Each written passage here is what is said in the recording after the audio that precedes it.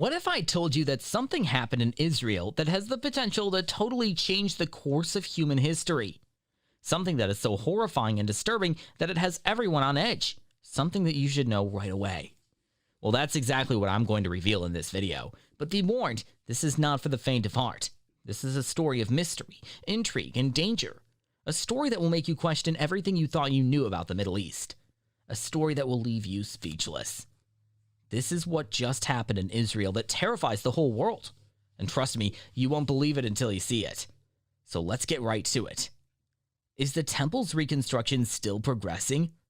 International criticism of Israel's claims to the Temple Mount and other parts of Jerusalem are strong. Jews are not allowed to worship in Israel due to legal restrictions, and Muslims, especially the women in black, maintain a constant vigil to deter Jewish tourists. Furthermore, according to the Islamic authorities, there was never a temple there. However, recent advances have made it possible to recreate the temple in our day and helped the temple movement realize its objectives. Researchers discovered a Jewish ritual cleansing site on the site of Al-Aqsa Mosque, which Muslims believe was built by Abraham decades ago in response to the claim that no Jewish temple ever stood there. In a study describing his examinations of the mosque's foundations following its collapse by an earthquake in 1927, British archaeologist Robert Hamilton offered proof of this. Under the mosque's floor, he discovered a Jewish mikveh, a ceremonial pool used for cleansing. Jews from the Second Temple era utilized it for ritual immersion before entering the Temple Mount complex. These findings, which were hidden in the British Mandatory Archives for fear of upsetting Muslim authorities, now indicate that the ancient temple was situated on the current Temple Mount, a revered Jewish holy site. The Sanhedrin has taken the required safety measures in order to quickly restart temple services. One of the tasks the group has been working on is establishing the forest mentioned in the Bible to meet the agricultural demands of the Third Temple. Rabbi Hillel Weiss, speaking on behalf of the Sanhedrin, said, "When people think about sacrifices, they think about animals and blood, but most were from plants grown around Israel. Between the people and the divine, the temple served as a conduit.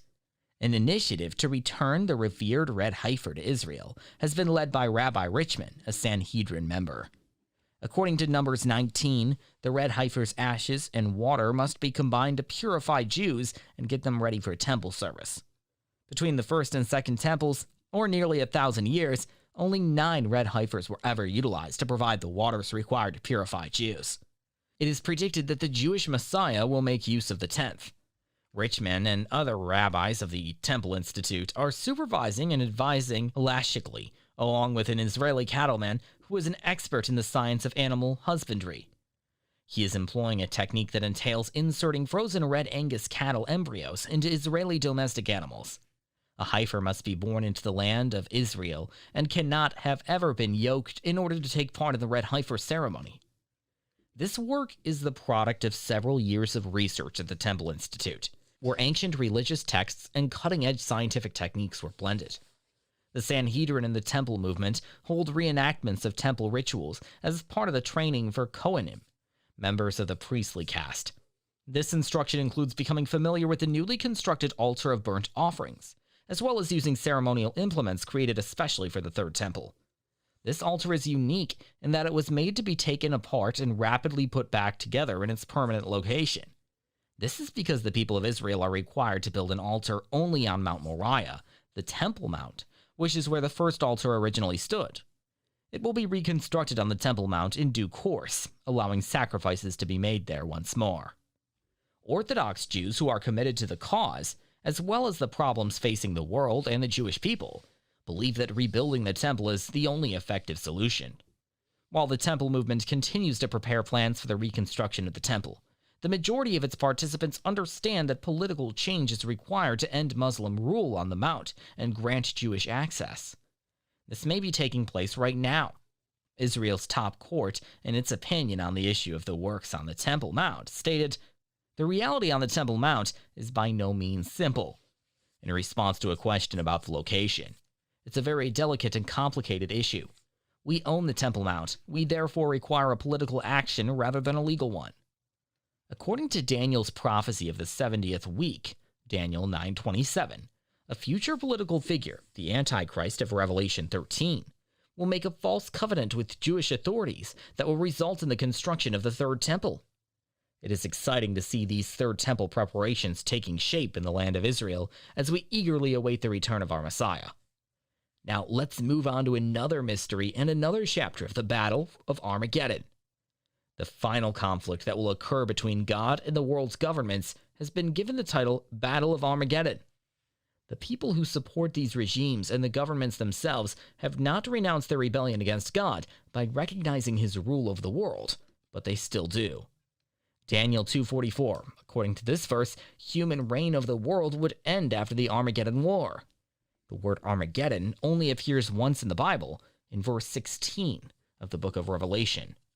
The prophetic book of Revelation paints a picture of the place that is called in Hebrew Armageddon, the scene where the kings of all the earth's inhabited people will assemble to fight the great war on the great day of God the Almighty. Verse in the Bible, Revelation 16:14. Who among us is going to fight in Armageddon? One day, those who oppose God and his purposes will be vanquished by an army in heaven led by Jesus Christ.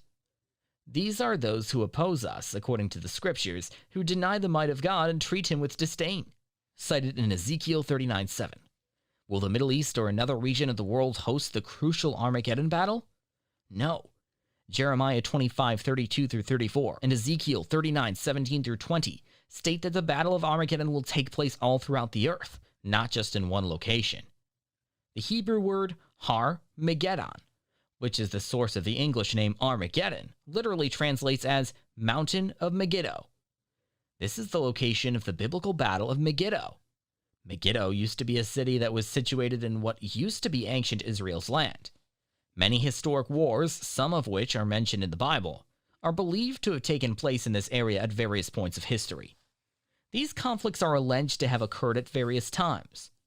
The vicinity of ancient Megiddo cannot possibly have any real relation to the Armageddon fight. Even the entire low plain of Jezreel, which is nearby, would not be large enough to hold all the people who will rebel against God, because there is no mountain of significant size there.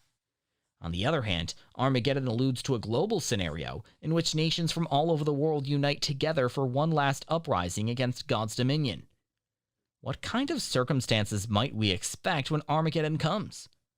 Even if we are unable to predict how God will exercise his power, he will have access to tools that are comparable to those he has previously employed. Examples of such weapons are hail, earthquakes, floods, downpours, fire and sulfur, lightning, and diseases. The instability may lead to some of God's adversaries killing one another, but gradually they will come to understand that God is the one they should be dreading. Will the world perish as a result of Armageddon? Earth is the eternal home of humanity, hence this does not indicate the end of the planet. Ecclesiastes 1:4 offers an alternative interpretation.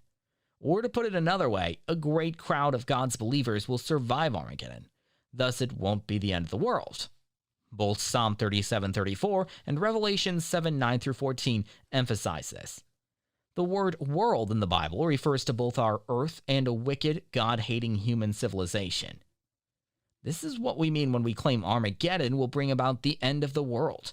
In the King James Version, Matthew 24:3. When will the end of the world actually occur? Nobody, not even the heavenly angels, not even the Son, but only the Father is aware, according to Jesus. This piece is about the great tribulation that comes before the Battle of Armageddon. However, according to the Bible, Armageddon took place in 1914, just before Jesus' enigmatic return. And that's it, folks.